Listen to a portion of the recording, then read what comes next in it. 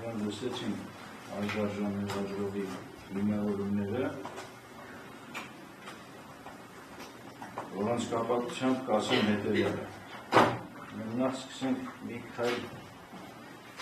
հետևից։ Կալանքի շարունակականության դեպքում դատարանը յուրաքանչյուր անգամ առաջին հերթին ստուգում է թե նախորդ կալանավորման որոշումը ինչ ռիսկեր են արձանագրվել, արդարացված է եղել արդյոք այդ ռիսկերը, ինչու է անձնացել կալանքի տակ այդ անհրաժեշտություն ինչով է պայմանավորվել։ Եվ պարզ է գործունեությունում կա եւ դուք քաչ դերյակ եք, որ առաջին իսկ կալանքից սկսած ունեցել են խոչընդոտման մեկ հիմք, կալանքի մեկ հիմք խոչընդոտել։ Դրա հիմքում դրված է եղել ապացուցման ակտիվ փուլը, վկաների արձակնություն, վկաների վրա ազդեցություն եւ այլն եւ այլն։ Այսօրվա վիճակով մենք որ տեսնում ենք գործողությունացվել է դատարանը, ու տեսնում ենք ինչ վիճակ է, ինչ ապացույցներ են ներկայացվել, մենք հասկանում ենք, որ արմատապես փոխված է իրավիճակը։ Նախ ուզում եմ արձանագրենք ու դատարանը խիստ գնահատի այն հանգամանքը, որ սրա նախորդող կալանքում մեղադրանքի կողմը չարաշահել եւ կորզել է դատարանից կալանքը դատարանին այսպես ասած խաբել, որովհետեւ արձանագրված է, որ ակտիվ ապացուցման փուլում է բազմաթիվ վկաներ կան, որոնց պիտի հարցակնեն եւ կալանքը պայմանավորված է եղել հենց դրանով։ Սակայն մենք տեսնում ենք, որ կալանքից 9 օր հետո գործը փակվել է ու ուղարկվել է դատարան։ Եվ մենք տեսնում ենք, որ դրանից հետո ոչ մի գործողություն չի կատարվել, ոչ վկա, ոչ բան, տեղի ունեցել մի հատ փաստաթղթի զննում, այսինքն կաբինետային գործողություն։ Ինչ է ստացվում։ Մենք խաբում ենք դատարանը, ասում ենք գործ ունենք անելու, կորզում ենք կալանքը, հետո հանգիստ շունչ քաշելով նստում ենք, կարծես ոչինչ չի եղել, բասի պատասխանող։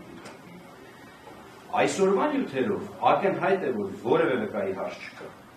Ինքնին ապացուցվում է, որ կալանքի երկարացումից մինչ այս պահը ընկտի սրբազանը գտնվում է ապօրին կալանք, որտեղ ռիսկերը արդարացված չեն եղել։ Հիմա հարգարժան մեղադրողն ասում է, բան չի փոխվել,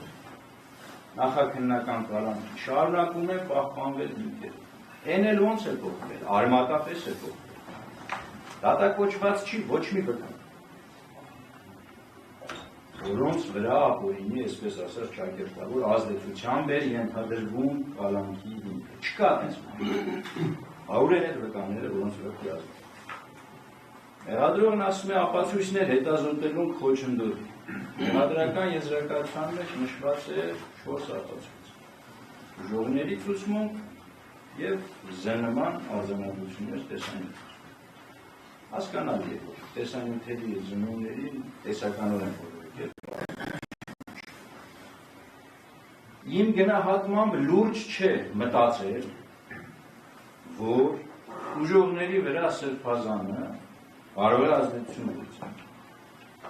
Ինչպիսի ուժողների, ովքեր հանրահայտ փաստեր վայելում են երկրի քաղաքական բարձրագույն իշխանության ողջունությունը։ Մեդիա դաշտում հարցազրույցներ են տալիս, իրենց դիրքորոշումներն անկաշկանդ հայտնում են։ Նույնիսկ կարգալույց լինելուց հետո շարունակում են հակաեկեղեցական վարք դրսևորել ու հանգարց մենք ասում ենք այս մարդուն սրբազանին կալանավորել, որ հանգարց շազդի ուժողի վրա։ Իսկապես, ես կխնդրեմ լրացուցիչ ուժողները դիրքորոշում ունենան։ Դուք մտածում եք, որ կարող է փոխել ձեր ցուցումները, կարող է ազդի ձեր վրա սրբազանը։ Ես նաև չարաշահման կոնտեքստում դատարանին ներկայացնեմ երկու բան։ Դեռևս հոկտեմբերի 24-ից ու նոյեմբերի 10-ից ուժողների նկատմամբ կիրառված է հատուկ պաշտպանության միջոց։ Իրենց ընտանիքի անդամների ուղեկցում եւ այլն եւ այլն։ Իմ գնահատմամբ մենք տրամաբանական հակասության մեջ ենք։ Պետությունը կիրառել է պաշտպանության միջոց, այսինքն ծախսանում բյուջեից, ոստիկանների տրամադրել, հսկեն ես մարդկանց։ Հետո ասում ենք սրբազանին կալանավոր եք, որ հանգարց սրբազանը չազնի։ Այսինքն այս պաշտպանության միջոցները ինչին համար են ունում են պետք։ Այսինքն մենք ունենք լրացուցիչ երաշխիքներ, որոնցով հարգարժան մեղադրողով մտահոգություն հայտնում, որ հանգարց ուժողների վրա կարող է ազդեցություն լինի, պետությունն են գլխից պաշտպանել է։ Եվ այս միջնորդությունները նախաքննական, այս որոշումները նախաքննական կալանքների քննության ժամանակ չեն էլ ներկայացվել դատարան, այնինչ պարտավոր էին ներկայացնել։ Սա կորզելու հաջորդ դրսևորում։ Հիմա ինչ վիճակ ունենք։ Ունենք ընդհանրապես հարցաքննության ենթակա երկու ուժող, որոնց պետությունն ամբողջ ուժով պաշտպանում է։ Պաշտպանական միջոց է կիրառված, ուրիշ վկա չկա։ Բայց ասում եք խոչընդոտ, ել խոչընդոտելու ո՞նց պիտի դրսևորվի։ Նույնիսկ տեսական հնարավորություն խոչընդոտելու դրսևորում մենք այսօր չունենք։ Եւ ես գտնում եմ ոչ միայն կալանքի, այլև որևէ խափանման միջոցի կիրառման հիմք այս պահին վերացված է։ Ունենք ընդհանրապես մեկ հիմք, որ վկաների վրա կարող է ազդեցություն գործել տեսականորեն, այն էլ իսպար չկա, այս գործում ոչ մի վկա չկա։ Տեսականորեն հարցաքննման ենթակային ուժող պաշտպանված են պետության կողմից եւ հավելյալ ասեմ, իսկապես լուրջ չէ մտքի ծերով անգամ անցկացնել, որ հանգարց կարող է Ստեփան Ասատրյանը կամ Արամ Այստախմազյանը փոխի իրացությունը սրբազանից ազդվելով։ Ու այս պայմաններում ենք հանգիստ միջնորդում ենք, ասում ենք սրբազանի պայքարը։ Դա շարունակականությունն արդարացված է։ Այսինքն գործը դատարան ուղարկելով արդեն ապացուցել ենք, որ արդարացված չէր նախորդ ռիսկերը դատարանի արձանագրած։ Պատվարժան դատարան, երկար բարակ չծանրացնեմ իմ գործընկերները կվրացնեմ։ Ես գտնում եմ, որ այս պահին որևէ խափանման միջոցի չկա եւ անհապաղ կալանքը ենթակա է վերացման։ Այսքան։ Պատվարժան դատարան իրականում շատ բարձ հասարակ իրավիճակ ունենք, ունենք գործեր, որոնցով մասնակցում են, բավականին բարդություններ կա, քննարկման բաներ կա, այստեղ քննարկման հարցեր չկան, գործընկերը դասագրքային ձևով ամեն ինչ ներկայացած, բայց մի քանի բանի վրա հատուկ ուշադրություն դարձնել։ Ամենակարևոր փաստը, որ նա պետք է ուշադրության հրավիրենք, դա մեղադրողի, հանրային մեղադրողի խոսքն է, թե ինքը ոնց է տեսնում, որտեղ մեղադրանքի տեր ինքն է, ոնց է տեսնում, թե ինչի պետք է կալանքը շարունակել, որ դատարանն լսի կողմերին հասկանա, հիմա մեղադրողի ասածը հիմնավոր է թե չէ, պաշտպանների ասածը հիմնավոր է թե չէ։ Ուրեմն մեղադրողի ամենահիմնական փաստարկը եղել է նա, որ բան չի փոխվել մինչև հիմա նախնական կալանքից հետո։ Հիմա այս հարցի մասին պետք է մի փոքր մտածել, բան փոխվել է թե չէ։ Եկեք վերլուծենք նախորդ միջնորդությունները, առաջի կալանքից սկսած կալանքի երկարացումը, ինչա մեջը գրած։ Մեջը գրած է, որ քննությունը գտնվում է սկզբնական փուլում։ Ունեն բազմաթիվ բարոյթային քննչական ապացուցողական գործողությունների կատարման անհրաժեշտություն, չբացահայտված բազմաթիվ հանգամանքներ, այդ ամեն ինչը բացահայտելուն կարող է հանգած խոչընդոտի սրբազան։ Կարող, մտածում են այդպես։ Այն ժամանակ, երբ որ դատարանը ասում է դատարանները այդպես է առաջացան դատարանը, մեջն էլ գրել է դատարանը, այս վերջի երկարացման ժամանակ էլ է գրել։ Գտնում է սկզբնական փուլում, կալանքի երկարացման ժամանակ գտնում է սկզբնական փուլում է բարոյթային բազմաթիվ գործողություններ կա կատարելու եւ այլն։ Պետք է բացահայտել։ Հիմա նույն մեղադրական եզրակացությունը հաստատած մեղադրողը այդ ստորագրությանը ինքը պաշտոնապես հայտարարել է եւ հաստատել է, որ նախաքննությունը ըստ էության ավարտվեց ինչի, որովհետեւ իրենք ամեն ինչ հնարավոր արել են։ Գործի համար ինչ որ պետք է եղել արել են։ Չեմ կարծում, որ մեղադրողը կասի, գիտեք ինչ կա, բազմաթիվ գործողություններ կա, որոնք չեն կարել, դատարանում պետք է անեն։ Այդ փաստաթղթի ստորագրությունը նշանակում է, որ անհրաժեշտ լրիվ օբյեկտիվ բազմակողմանի քննության համար ինչ պետք է իրենք արել են անհրաժեշտ։ Բայց դա արել են։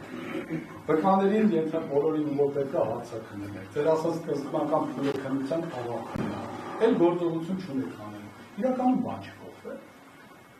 Այսինքն որ սկզբից առաջ օրը ձերբակալեցին դատարան ասեցին, դեսեք հələ նոր ամեն քլը չգիտեն գործ անեն, դրանց հետո միջինը բան չի փոխվել իրենց կողմից։ Իրենց համար շարունակական անեն իրավիճակում են։ Իհարկե սա абսուրդ է, եւ մեր գործընկերները վստահ են, որ դրա մասին հստակ պատկերացնում են, ուղղակի պետք է այս միջնորդությունը անում, բան պետք է ասի։ Եթե պետք է ասի, դա է ասելու։ Չի ասելու, չէ՞ որ ինքերը վերացել են։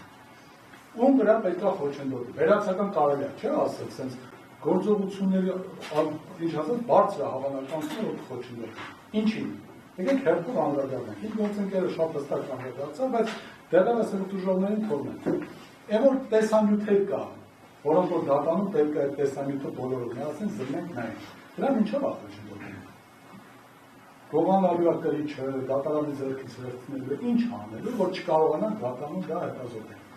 Ակնհայտ է, բան չկա։ Դժողների մասով։ Մենակ այն փաստարկը, որ նրանց նկատմամբ պաշտպանության միջոց է իրականացնում, դուք պետք է տեսնեք առերեսումների ինչ շքախմբով են գալիս։ Ոստիկանական այն խումբը, որ իրանց է ուղեկցում, նույնիսկ իրենց գործընկերներին թույլ չեն տալիս մոտենան դժողներին, ուր մնաց, ասենք սրբազանը հայտնվող ազատության մեջ փորձի ինչ-որ խոչընդոտել։ Հիմա այս հարցի մասին մեղադրող ինչ-որ բան ասելու է, թե չէ։ Օրինակ ասելու է, որ գիտեք ինչ կա, չնայած որ պաշտպանության միջոցը կիրառված է,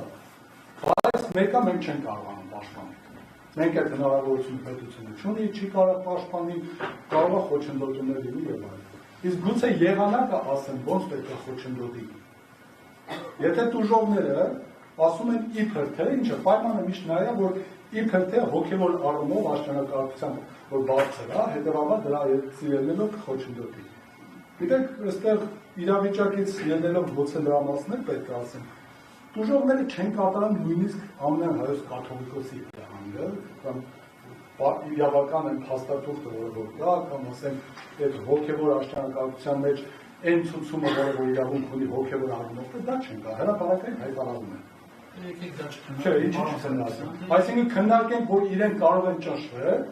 ումից ճնշվեն սրբազանից, ովքեր որ չեն ճնշում, ավելի բարձր գտնվող հոգևոր աշճանակ։ Այստեղ ավելի շատ դատարանման հարց է։ Կրտիչ եպիսկոպոս Պրոշյանը, ամիսանալով թեմի աղջանով, հեղինակավոր հոգևորական, օրինակ վերջինս ազատության մեջ գտնվելու պայմաններում շարունակելու է պաշտոնավար է, նաև համարվում է ուժովների վերադաս, հաստատիկ ուժովների աշխատում։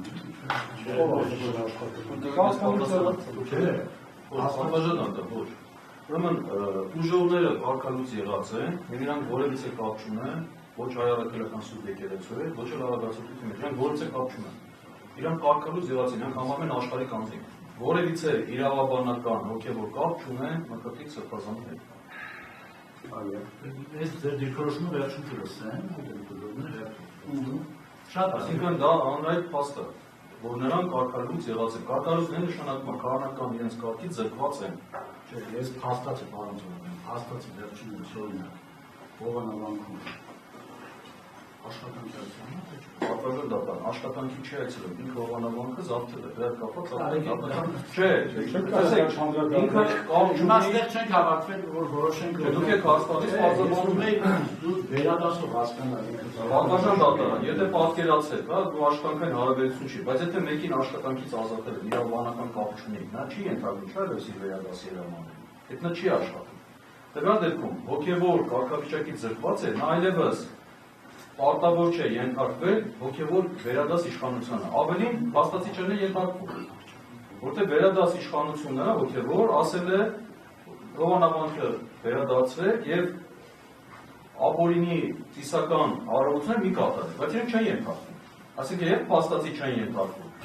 Եվ իրավաբանորեն, այսպես ասած, իրենք կարգալուց եղած են, իրենք որևիցե կապ չունեն։ Ու այդ հանգամանքը, եթե դատարան նման փաստ ցանկան հաստատա, առնվազն պետք է դրա իրավաբանական հիմքը տեսնի։ Իրենք կարգալուց եղած անձիկ են, իրենք եկեղեցու հետ կապ չունեն։ Դա փաստ է, դա եւ իրավաբանական փաստ է, փաստացի այդպես։ Մենք հասկանում ենք դուք ինչ եք պատերության մեջ իրավական առումով, որովհետև այն ինչ որ տեղի ունեցել իրավական չի, այն ինչ որ զավթել են, ինչ որ հովանավորվում են։ Հետևաբար դուք էլ չեք կարողանում ապաշտպանել, հիմա ամբողջովին ես ոնց հարաբերություն, որ իրանք պաշտոնապես կանոնների համաձայն չեն համարվում, այլևս թեմի հոգևորական է, կարգալուց եղած են, բայց գնացել են ձեր պատկերացման մեջ աշխատում են, ինչ են աշխատում։ Ում ենթական են, իսկ ասեն, գուցե հարցնեք իրենք ասեն ում ենթական։ Հա, չէ, սա հրապարակային ասում, որ հասկանենք, իրենք ում ենթական են ընդհանրապես համարում իրենց։ Եվ ենթակա համարում են արդյոք, եւ մկրտիչ սրբազանին թե չեն համարում։ Բայց ավելին ձեզ ասեմ, մկրտիչ սրբազանը այս բանը չեն հանդիսանում որպես այդպիսի թեմի առաջնորդային առումով, որ վարչական խորհուրդ է նշանակված, ովքեր որ նրա լիազորությունները իրականացնում են։ Այսինքն այս բանը ինքը լիազորություններն է, որպես այդպիսին չունի, եթե նույնիսկ ազատության մեջ հայտնվի, այդ լիազորությունները չունի։ Բայց այն մարդիկ, ովքեր որ պետք է վարչական խորհրդին դժողները ենթարկվեն, չեն ենթարկվում։ Այսինքն կարևոր է թողա ղեկավարը, եթե ղեկավար դիրքով ելնելով պետք է հեղինակությամբ ասեն, հենա կա վարչական խորհուրդը եւ այդ խորհուրդը խորհրդի անդամներին չեն թողում օգտվելով առիթից ստեղծված իրենց կողքը միջավայրը չեն թողում որպեսզի բնականon հոգեվոր ծառայություն իրականացնեն։ Ու մենք պետք է մտածենք, որ իրենք ինչ որ բանից կաշխատում են եւ ի վերջո պատասխան դարձան։ Մենք այս տիպի գործերը դրանք չունենք իրականություն սկսել։ Դուք իրավունք չունեք եւ չեք կարող հաշվի չառնել, թե դժողներ էստայն ինչ վարկագիծ են դրսևորում։ Ես այս բառը չեմ խուսափի ասել, այն հանդուգն վարկագիծը, որ իրենք են դրսևորում հրապարակային,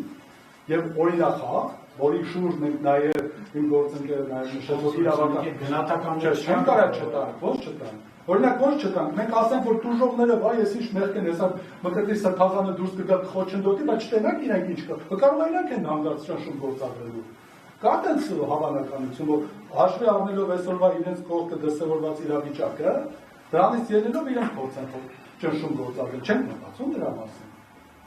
Բայց մենք հասկանանք, այսինքն դժողի վարկագիծը եւ էությունը չընկալելով, մենք հասկանանք իր վրա ճնշում կլինի, թե չլինի։ Ի վերջո, եկեք դրանն էլ հեսա կանդրադառնանք։ Դա եկեք պատկերացնենք, որ դատանի մոտ սենց ինչ որ անորոշ, ինչ որ սենց ենթադրություն կառաջանա, որ կարող է հանգած ոչնչության հավանականություն կա։ Իսկ աստիճանը, այսինքն նախաքննության փուլում, ավարտից հետո, առերեսումներից հետո, հիմա դրանք բոլորը տարբեր չեն աստիճանները։ Չնայած որ մեղադրողը ասում է, որ աստիճանը նույնն է բան չի փոխվել, բայց դրա համար հստակ սահմանադրական դատանի, վճարաբեկ դատանի, եվրոպական դատանի իրավական դիրքորոշումներ կան։ Եկեք մի հատ ընթերցեմ, որ հետո այնպես չլինի, որ ուղղակի սենց ասեցի ու անցնեմ։ Մի հատ այս մասը ընթերցեմ, որ տեսեք Խանզադյանն ընդդեմ Հայաստանի գործով եվրոպական դատային որոշման ոչ տրամաբանությունն է կարդում, կայանում է նրանում, որ նախնական փուլում մեղադրյալի նախկինում զբաղեցած պաշտոնը կարող է լինել էական գործում, նախնական փուլում, ազատությունից հարցի սահմանափակման հետ կապված, առավել ևս, եթե օրինակ վարակը վերաբերված ծառայական պարտականությունների։ Իսկ երբ առկա է իրական վտանգ, որ հենց այդ պաշտոնի գլխով հեղինակությունն է կարող է քննության փուլում օրինակ օգտագործել եւ այլն։ Բայց նշում է, երբ որ արդեն մեղադրյալի կալանքի տակ պահելու հարցը որոշելիս նաև էական հանգամանք է համարվում, որ պահպանում է խոչընդոտի վտանգը թե ոչ։ Բայց դատարանը ինչ ասում, ասում է, դատարանը եվրոպական դատարանը առանց դժվարությամբ ընկալվում է, երբ իշխանությունները քննության սկզբնական փուլում անհրաժեշտ են համարում կասկածյալի պահել բանտում, որովհետեւ դժվարացնեն նրա կողմից քննության համար խոչընդոտներ ստեղծելը, հատկապես բարդ քննությունների դեպքում։ Սակայն այդպիսի վտանգը ժամանակի ընթացքում նվազում է այդ կապակցությամբ, որ այն կապակցությամբ քննությունը կատարվել է, ցուցմունքներն արձանագրվել են, ստուգումներն իրականացվել են։ Օրինակ ասել 6-րդ նոյեմբեր մոդելների գործով։ Այսինքն հստակ է, չէ՞, եթե քննությունը ավարտվեց նախնական, եթե դու վկաներին հարցաքննեցիր, չունես հնարավորությունը, որ գիտեք ինչ կհլը մարդ պետք է հարցաքննեն, դու բոլոր ստուգումները արել ես, բոլոր գործողությունները արել ես, նվազեց։ Կամ եկը, որ դատանում կարասի չի նվազել։ Հիմա եթե նվազել է, այդ նվազման աստիճանի համար մենք ոչ մի բան հաշվի չենք առնում, մենակ ասենք, որ կարող է տենց քրեական գործ չկա, որով գործողություն անելու անհրաժեշտություն կա, մենք չենք կարող ասենք ձևականորեն ասենք, որ խոչընդոտման հավանականություն։ Միշտ կարող է մի բան ասենք։ Պարտադիր, դրա տարբերություն չկա։ Մեղադրյալը երկրորդ մեղադրյալը մի բան ասում է, մեղադրյալը հրաժարված ալու ցուցմունք տալուց ասում իր ցուցմունքներով կողոպտի։ Մի բան կարելի է ասել, բայց մենք պետք է աստիճանը տեսնենք։ Այսքան օրենք փոխվեց Հայաստանի Հանրապետությունում, այլընտրանքային խափանման միջոցների հարցը բարձրացվեց, նշվել է, որ միայն ծայրահեղ դեպքում պետք է կալանքը կիրառվի, որ բոլոր հնարավոր տարբերակները պետք է դատանը փորձի անի, միջև կալանքը։ Այ եթե միջոցները հնարավոր չեն կոնկրետ անձի պարագայում, այդ դեպքում միայն կալանք։ Հիմա ասենց անկեղծ ինչ որ մեկ իր մտքում մտածում որ մկրտի սրբազանի պարագայում, ոչ մի այլընտրանքային խափանման միջոց չի կարող կիրառվի, բացառապես կալանք պետք է կիրառվի, դա կլինի պատիժ, ոչ թե կալանք, որտեղ չկա դրա անհրաժեշտությունը հիմքը։ Իսկ այն որ եկել էին ասում են, որ քննությունը սկզբնական փուլում է, գործընկերս ասեց, եկան դատարանին ասեցին սկզբնական փուլում է, դատարանը որոշման մեջ գրեց սկզբնական փուլում է քննությունը, դեռևս գործողություններ կանելու դրա համար է կալանք երկարացնում, գնացին ավարտակցին նախաքննության, գործ ուղարկեցին դատարան։ Հիմա այս մասով ինչ որ մեկը պետք է պատասխան տա։ Օրինակ քննիչը, չգիտեմ իրավասումը պետք է պատասխան տա, գա ասի ես դատարանին ինչի եմ այդպիսի բան ասել։ Իսկ եթե գործողությունները ավարտեցին, ինչի դուք ձեր գործողությունների հետևանքների համար օրինակ մեղադրողը կալանքը չվերացրեց։ Միշտ կարելի է դատարաններին հիմքեր ներկայացնել մի բան ասել, իսկ դատարանները այս դեպքում մենք իմացանք, թե ոնց է քննություն արել։ Բա մի հատ հարցների կոնկրետ էպի գործողությունը, մի հատ նետությունների մեջ մտնել, որ պարզել, թե չէ մենք գրելով ու արձանագրելով, հիմա նույնը այստեղ կարող լինի, ես չգիտեմ դուք ինչ որոշում կայացնեք։ Բայց մենք տեսնելով այսօրվա իրականությունը, միշտ վատն ենք մտածում։ Վատն ենք մտածում, որտեղ տեսնում ենք ուղղորդվածություն։ Բացարձակ ձեր անձին նկատիչությունը, ոչ որ ձեր նախագահության դատարան, որտեղ առաջին անգամ եմ ձեր մասնակցության, չգիտեմ էլ ընդհանրապես ինչ զգամ եւ ինչ պատկերացնեմ, բայց մենք տեսնում ենք իրականությունը։ Դրա համար մի փոքր առաջ գնալով, ուզում եմ դրա մասին ասեմ, երբ որ հանգարտ ու հանգարտ որոշեք, որ դուք էլ հաստատեք ոնց որ նախորդ դատարանն արել, պետք է այդ մասը գրեք մեջը, թե ինչով է խոչընդոտելու, որ գործողությանը, կոնկրետ ինչ եղանակով, արդյոք այն աշճանի է բարձրել վտանգը կամ ընդհանրապես կա, որ այլընտրանքային խափամիջոցներ չեն կարող կիրառել, ինչ է գրելու, որ իրավաբանը կարող հիմա որին ինչ գրի, ոչ մի բան չի լինի։ Հետևաբար ես գտնում եմ, որ ընդհանրապես խափամիջոցի հիմք չկա, էլ չեմ ասում, որ սահմանափակումները, օրինակ եմ ասում, անորոշ պետք է սահմանափակվի այլ անձանցած շփումներ, ինչի։ Օրինակ դրա հիմնավորումը, որ առաջացան դատարանը Երևան քաղաքի ասել է նման բան։ Շատ բան ասա, քիչ հետո գործընկերը կներկայացնել որոշման հետ կապված իր զարգացումները եղել, հաստատեն ընդհանրապես ինչի կգանան։ Հետևաբար ես խնդրում եմ, որպեսզի միջնորդությունը մեղադրողը մերժվի եւ վերացվի կալանքը որպես խափամիջոց կիրառվի։ Պատվաժան դատարան, լավ, հարկ եմ համարում սկսել այն կետից, թե ինչու է մեղադրանքի կողմը կոնկրետ մեր վստահորդի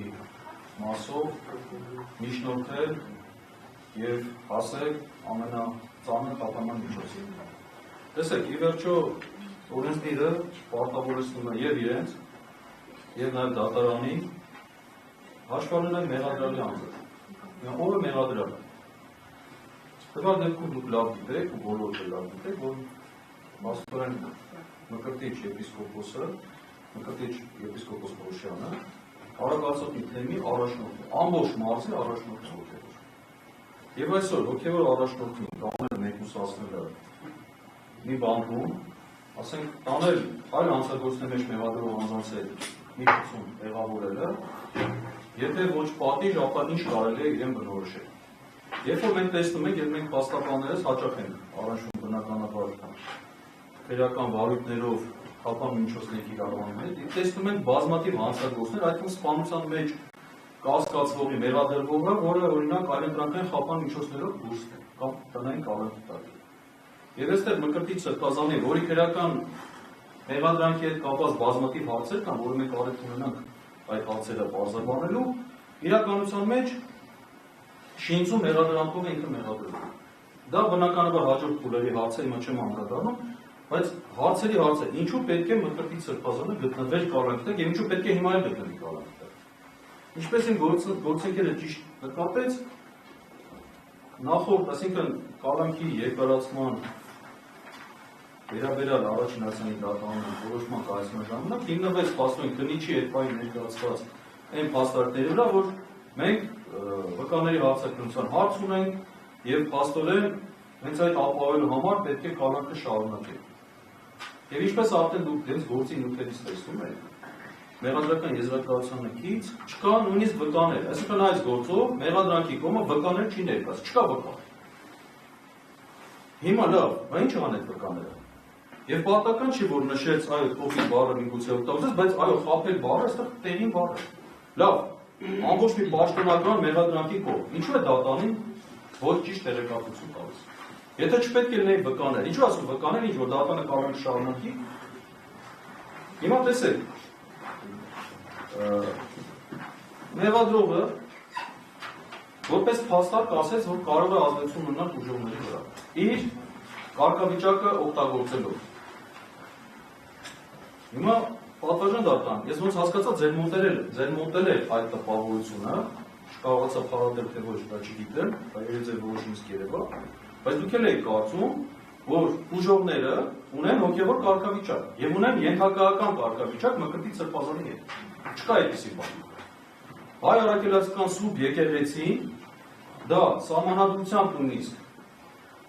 սահմանված կառույց է, սահմանադրության մակարդակով այդ կառույցի առաքելությունն է ընդգրկված։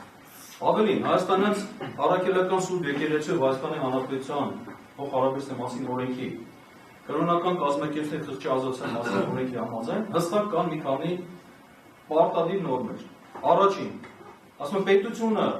իրավունք չունի խառնվել եկեղեցու ներքին գործերի։ Չի կարող պետությունը մտնել եկեղեցու ներքին գործերի մեջ, չի կարող պետությունը խառնվել, որոշել, օրինակ, վերադաս հոգևորականը, ստորադաս հոգևորականին կարգալուծել է թե ոչ, պաշտոնից փոխել այլ պաշտոնից թե ոչ, չի կարող դրա մեջ խառնվել։ Դա շատ պարզ է, պատվարժան դատան, եթե կարողանար խառնվել, պատկերացեք այս օրինակը վեր է տարբեր առիթներով, պատկերացեք հոգևորականի դավանաբանական սխալով կաթողիկոսը կարգալուծանին, հետո հոգևորականը մտնի դատարան եւ մի աթեիստ դատավոր որոշի որ չէ, այդ հոգևորականի դավանաբանական տեսակետը ավելի ճիշտ է։ Չի կարող այդպիսի բան լինել։ Դա եվրոպական դատանել ասէ, չի կարող խառնել։ Եվ ավելին ասեմ, այսօր այս քրեական գործերով եւ քննիչներ, դատախազ եւ դատավորները նույնպես այս գործերով միջամտում են եկեղեցու ներքին կյանքի մեջ։ Նույնիսկ հիմա որ կալանք է կիրառվում եւ մարդուն մեկուսացնում են արագածոթի թեմի հոգեվոր առաջնորդությունից եւ հոգեվոր աշխատանք կատարելուց, դա նույնպես վնաս է հավատացյալներին։ Սրա հոգեվոր վնասի մասին այլ հարցություններով ամեն մեկը իր կյանքի վրա կզգա, այս վստահ եմ։ Սա անպատասխան չի մնա։ Բայց իրավական կողմեր ունենք այստեղ։ Տեսեք, մի կարևոր բան։ Մեղադրողը նշեց, ասեց առաջին Երևանի քրեական դատարանը, առաջին քրեական դատարանը նույնպես այսպիսի որոշում է կասել։ Հողում արեց այդ որոշման վրա։ Ես հիմա ձեզ գրել եմ Վերաքնիչ քրեական դատարանի հունվարի 26-ի որոշումը, որով հենց իր նշած որոշումը բողոքարկվել է եւ Վերաքնիչ դատարանը մերժել է որոշումը, բայց ինչի՞ որ մերժել ինչի ասել։ Ես հիմա սա կտամ դատարանում, որտեղ մենք այսօր ենք ստացել։ Վերաքնիչ դատարանն ինչ ասում։ Նշվածի համատեքստում Վերաքնիչ դատարանը հաշվի առնելով նաեւ մեղադրյալ Հայկ Խրոշյանի մերձագրող հանցանքների բնույթը, վերջինի անձը բնութագրող տվյալները, մասնավորապես այն, որ մեղադրյալը 50 տարեկան է եւ որևէ կերպ արատավորված չի եղել, ունի մշտական բնակության վայր, հանդիսանում է արագածոթի թեմի առաջնորդը, գտնում է, որ քրեական գործի քննությանը խոչընդոտելու մտավախությունը տվյալ դեպքում հնարավոր է զսպել նաեւ այլընտրանքային խափանման միջոցների կիրառմամբ։ Սակայն նկատի ունենալով այն հանգամանքը, որ քրեական գործը մեղադրական եզրակացությամբ արդեն իսկ ուղարկվել է դատարան, անհրաժեշտ է արձանագրել, որ տվյալ դատական ակտը բեկանելու իրավական հնարավորությունը բացակայում է։ Վերաքնիչ քրեական դատարանը պատվարժան դատարան կբեկաներ այս ակտը, եթե գործը հիմա դարձել եկած չի։ Եվ նա արձանագրել եւ այսօր այս որոշումը կա։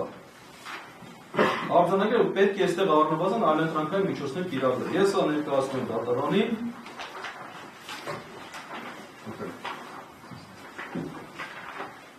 Մյուս հարցը։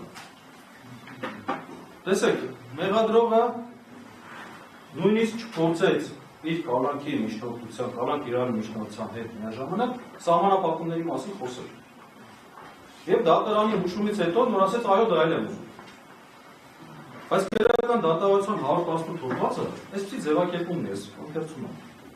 Կալանք կիրառելու կամ կալանքի ժամկետը երկարաձգելու մասին դատարանի որոշմամբ կարող է սահմանափակվել մեղադրյալի այլ անձանց հետ հաղորդակցվելու իրավունքը, եթե փաստական հանգամանքների բավարար ամբողջությամբ քննիչի կամ դատախազի կողմից հիմնավորվել եւ դատարանի կողմից պատճառաբանված հաստատել է այդպիսի սահմանափակման անհրաժեշտությունը։ Պատվարժան դատարան, այստեղ ոչ թե պետք է դատարանը հուշեր մեղադրողները ասել, այո, սահմանափակումներն են կիրառել, այլ մեղադրողը իր նախաձեռնությամբ պետք է ներկայացնել փաստական հանգամանքների վրա հիմնված իր հիմնավորումը եւ դրանից հետո դատարանել այն օր, երբ որ առանձին սենյակ կգնանք ու եթե որոշեք, որ մեղադրողը ճիշտ է, այլ դուք եք պատճառաբանված պետք է որոշեք եւ սահմանափակում կիրառեք։ Եվ այս առումով ուզում ասեմ, մեղադրողը իրեն ներողություններ չի տվել, այդ մասով պատշաճ հիմնավորում է կազմել։ Եվ հաշվի առնելով, որ իրականում կալանքից ազատման հիմքերն առկա են, խնդրում ենք դատարանին ազատել կալանքից, մկրտի սրբազանին, իսկ նման անհարություն տեսնելու դեպքում, որը կարծում ենք ուղղակի անհնար է, բայց Այդ դեպքում կիրառել այլընտրանքային խափան միջոց։ Շնորհակալություն։ Նկարան դատարան, որպեսզի նույնպես վերաքննիչ դատարանի որոշման վրա հատուկ ուշադրություն դարձնել, ես SP պարբերություններ ընթերցել, որը որ ուղիղ միանգամից կարող են ոչինչ չասել, միայն դա ընթերցել եւ մեղադրողի փաստարկել ամբողջությամբ հետքում։ Տեսեք, վերաքննիչ դատարանը անդրադառնալով խափան միջոցի կիրառման հիմքերին, հավանական է համարում մեղադրյալի կողմից իր վրա դրված քրեական դատայությունների դեպքում պարտականությունը չկատարելու ապահովման գործընթացին ապօրինի միջամտելու հիմքի առկայությունը։ Ֆիքսեն, ասում եմ, հավանական եմ համարում։ Քանի որ այդ պատճառաբանումը թե ինչի։ Քանի որ բողոքարկող որոշման կայացման պահի դրությամբ վարույթ իրականացնող բանի կողմից դեռևս պետք է իրականացվեին որոշակի ապացուցողական վարույթային գործողություններ։ Այն ժամանակ ասում եմ բարձր էր հավանականություն կար, որովհետև ապացուցողական գործողություններ պետք է անեին, քննություն պետք է անեին։ Հետո շարունակում է, հիմա մենք գիտենք, չէ՞ որ ավարտվել է գործողությունները, հետո այդ ինքը ստեյության վերաքննիչի ասած էսել է վերացել, բայց շարունակում է։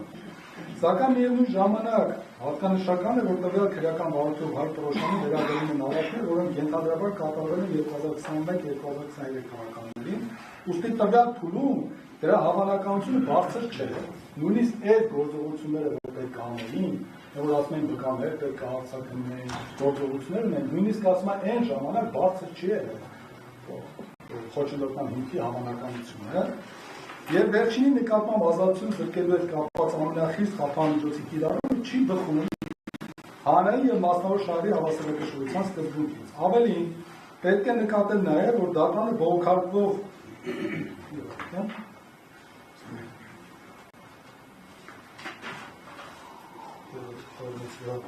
Դատարանը բողոքարկվող որոշման թեև արձանագրել է, որ քրեական վարույթը գտնում է ապահովությունների հավաքման սկզբնական ակտիվ փուլում, սա Երևանի դատարանի մասին է ասում։ Սակայն դատարանի կողմից միջնորդության բավարարումից կարճ ժամանակ անց հայտարարվել է նախաքննության ավարտ եւ քրեական գործը հաստատված մեղադրական եզրակացությամբ 2025 թվականի դեկտեմբերի 29-ին ուղարկվել է դատարան ըստեյության քննելու։ Չպետք է անտեսել նաեւ, որ ժամանակի ընթացքում եւ վարույթին զուգահեռ գործի քննությանը խոչընդոտելու հավանականություն որպես կանոն նվազում է, քանի որ արդեն հիմնականում կատարված են լինում քննչական գործողությունները, վերացված են լինում ցուցմունքները եւ ավարտված են լինում հավաշեշտ գործողությունները։ Հիմա տեսեք, մեղադրողը ասում էր առաջին արձան դատարանի որոշումից հետո բան չի խոսվել։ Հիմա տեսակ որ խոսել։ Վերաքննիչը ասել առաջի արձան դատարանը սխալ է։ Չպետք է ընդհանրապես կալանքը երկարացնել, այն ժամանակ նույնիսկ պետք է այլընտրանքային խափանմիջոց կիրառվել, որովհետև խոչընդոտման հավանականությունը դաշնալի բարձր չէ։ Հիմա կկանգնի մեղադրողը կասի, որ այն որոշումը չկա, ես օրինակ եթե չգիտեմ, հիմա գիտեմ վերաքննիչի դիրքորոշումը որն է, ավելի բարձրացանը ասել է, որ չէ, չպետք է կալանք կիրառել։ Այն պայմաններում, երբ որ գործողություն պետք է անենք, հիմա այդ էլ է ավարտվել։ Ու ասում է, վարույթին զուգահեռ այդ հիմքը նվազում է։ Հիմա ես դատարանի փոխարեն, օրինակ ես հարցի շուրջ կոնկրետ քննարկում իրականացնեի, որպեսզի օրինակ մեղադրողին հարցեր կտայի, մի քիչ սուր, պաշտպաններին ավելի սուր հարցեր կտայի, օրինակ հակառակի համար մերպես հարց տվեք, ասեք, օրինակ այս մասի հետ կապված, բա ինչ կասեք, մենք խառնում ենք իրար, չկարողանանք պատասխանել ձեր հարցերին, որովհետև հիմքերը կա։ Նույնը մեղադրողին տվեք այդ հարցերը, ասեք հարգելի մեղադրող, այդ որ վերաքննիչը ասել է, որ նույնիսկ այս գործողությունների պարագայում չպետք է կալանք կիրառել, բայց դրա հետ կապված ինչ կասեք։ Մենք հենց հասկանանք, ով ինչ ասում, որի վերջում մենք էլ հասկանանք դատարանի մոտեցումներ, որովհետև այս փաստն ֆիքսան, պատվարժան դատարանից ես ուղղակի խնդրում եմ, որ խորհրդակցական սենյակում կամ առանձին սենյակում որոշում կայացնելու հանդարտ մեջ ինչ-որ բան չգրել, որը այստեղ չի քննարկվում։ Ես հաճախ եմ պրակտիկայում տեսնում, որ գալիս են, մրցակցություն ենք անում, դատարանի հետ ուղղությամբ օրինակ հարցեր չի տալիս, մեկ էլ գնում է իր որոշման մեջ մի հատ պատճառաբանություն է գրում, որը որ չենք էլ քննարկել, կարծեք չենք ասել։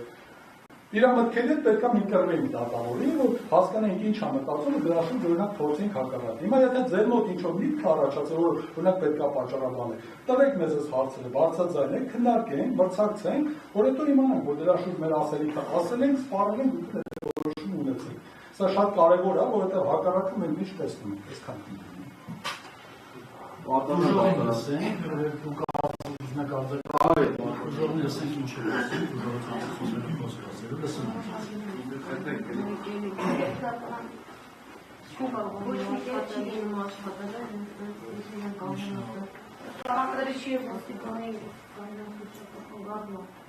Փոքր աճ կանում է, թող տեսող։